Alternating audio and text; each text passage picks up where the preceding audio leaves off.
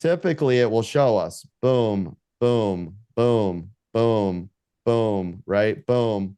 But because of this, it makes it a little harder. Now, when do I use the bodies versus the wicks? A lot of times it will show me, okay?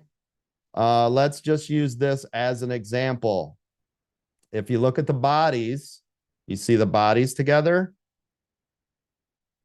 See the bodies together? Yes.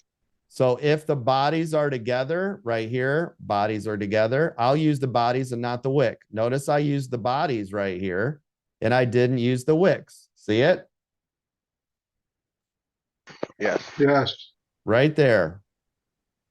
The wicks don't matter. The wicks were here, here, here, and here. So what would make more sense, using the bodies or the wicks all over?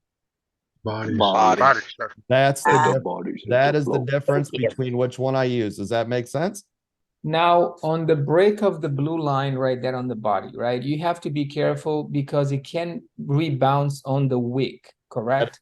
Yes, that is correct because it did it multiple times here, right? Exactly, yeah. In this though, excuse me. In this though is why don't we all use a break and hold method in here, right? So think about it. If this was our level, let's say it was coming down, right? And this is our level of support because it's underneath us, right? Well, if it doesn't break and hold, and all it does is a wick pops through, pops through, pops through, pops through, that's no good to us yet, right?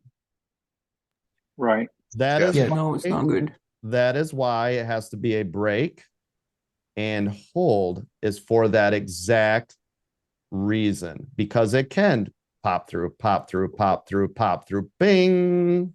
So if we were saying this is support, and I told you you got to wait for the break and hold of 446.40. If you guys get in every time it does this move, you got wrecked because guess where it went? Right? Reverse. Always wonder what you meant by that.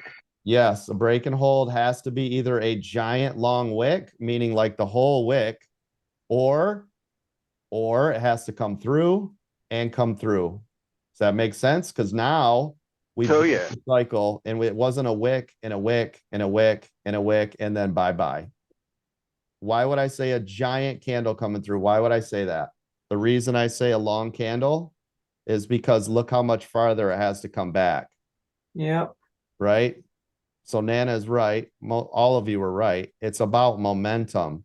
That doesn't mean it's going to stay here, but now the possibility of a big long candle has a much harder chance to come all the way back through and then breaking through.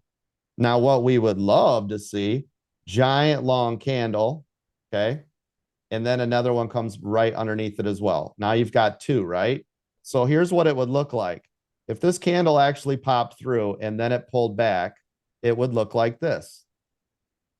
Here's my wick. See it? This is exactly what this candle turns into if it pulls back.